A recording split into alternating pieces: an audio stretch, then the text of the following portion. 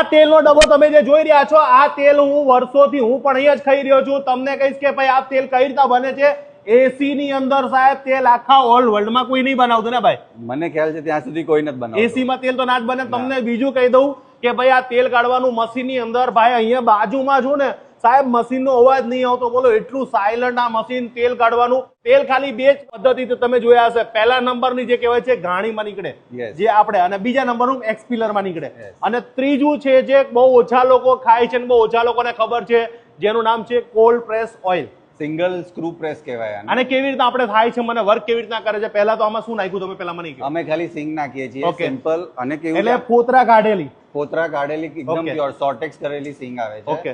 અને generally single screw press કહેવાય. આ કેવી રીતના કામ કરે? જો આ સિંગદાણા અંદર નાખ્યા પછી શું થતું હોય છે? મને અંદર એક મિકેનિક્સ આવે, આમ ખાલી આમ સ્ક્વીઝ કરે અને તેલ નીકળી જાય. એટલે દબાવવાનું.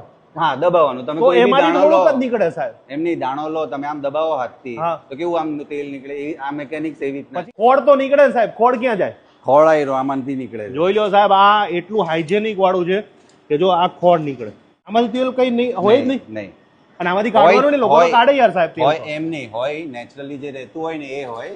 પણ પછી કેવું છે કે આમાંથી આપણે કઈ નથી કરતા, આપણે એક જ વાર પ્રેસ કરીએ છીએ. ભાઈ આ તેલ આમાંથી નીકળ્યા બાદ આપણે જે પછી ફિલ્ટર કરો કે તમે પછી કે હમણાં પ્રોસેસ કરો કે શું કરો? ફિલ્ટર થાય, પણ ફિલ્ટરમાં કેવું છે ખાલી ક્લોથ ફિલ્ટર હોય. કોઈ કેમિકલ વાળું નહીં. Zero chemical. આમાં જે આપણે ગાઢું તેલ હોય ને એમાંથી સોલિડ્સ કાઢવા માટે, ક્લિયર કરવા માટે ખાલી ફિલ્ટરેશન. અચ્છા, આ તેલ આમાં ગયા બાદ આ ફિલ્ટર કઈક અલગ હશે, બીજે ના મળતા એવું? સ્પેશિયલાઇઝ ફિલ્ટર હોય છે. એમાં શું હોય નવું? એટલે ક્લોથ ફિલ્ટર કરીને જે કેમિકલ અને સ્પેશિયલ ઇન્ગ્રેડિયન્ટમાં જે યુઝ થાય છે ને એ આપણે ફિલ્ટરેશન. એટલે એમાં કોઈ નુકસાન ના કરે ને? ઝીરો નુકસાન. પછી આ તેલ આમાં ગયા બાદ પછી આમાં કોઈ મિક્સિંગ મિલાવટ નહીં કરતા હોય ને તેલ? ઝીરો. અમારામાં ત્યાં તો છે ને એકચ્યુઅલી કોઈ ઓઇલ બી ટચ નથી કરતું. એટલે જેવું ફિલ્ટર માંથી થાય આ ટાંકીમાં જાય, આ ટાંકીમાંથી આ પેપર ફિલ્ટર માંથી ડાયરેક્ટ ટાંકી અને ડાયરેક્ટ ડબ્બા ભરાય છે. ડાયરેક્ટ. એમાં કોઈ પછી કોઈ માણસ વચ્ચે અડે જ નહીં કઈ? Zero, nothing. એટલે ભાઈ એક એવી તેલની ફેક્ટરી સાહેબ કે જે આખા વર્લ્ડમાં પણ તમને કદાચ જોવા પણ નહીં મળે.